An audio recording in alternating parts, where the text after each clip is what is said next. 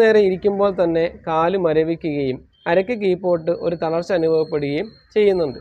വയസ്സ് എനിക്ക് 36 ഓക്കെ. അപ്പോൾ ചില ആക്സിഡൻറ്റ് കേസിനകത്ത് ഈ പറഞ്ഞതുപോലെ ഞരമ്പ് കുടുങ്ങിപ്പോവുകയും ഞരമ്പ് ചുരുങ്ങുകയും ചെയ്യാറുണ്ട്. അപ്പോൾ ആ ഭാഗത്ത് നമ്മൾ കപ്പിങ് ചെയ്യും. അതേപോലെ അക്യുപഞ്ചർ ട്രീറ്റ്മെൻറ്റ് ചെയ്യുമ്പോൾ സർക്കുലേഷൻ വർദ്ധിക്കുകയും ആ ഭാഗത്ത് കെട്ടിക്കിടക്കുന്ന നീർക്കെട്ട് മാറുകയും ചെയ്താൽ 1 മണിക്കൂർ നിന്ന ശേഷം ബുദ്ധിമുട്ടുണ്ടാകുന്ന ആൾക്ക് പിന്നെ 2, 3, 4 മണിക്കൂർ നിന്ന ശേഷം മാത്രമേ എന്ത് ചെയ്യാനുള്ളൂ ബുദ്ധിമുട്ട് ഉണ്ടാവുകയുള്ളൂ. ആ ഒരു തരത്തിലേക്ക് നമുക്ക് എന്ത് ചെയ്യാം, ഇയാളുടെ ഒരു ഇത് കൂട്ടിക്കൊണ്ടുവരാൻ സാധിക്കും. ആ ഡിസ്ക് ബൾജിങ് എത്രത്തോളം ഉണ്ട് എന്നനുസരിച്ചിട്ടാണ് നമ്മൾ ട്രീറ്റ്മെൻറ്റ്.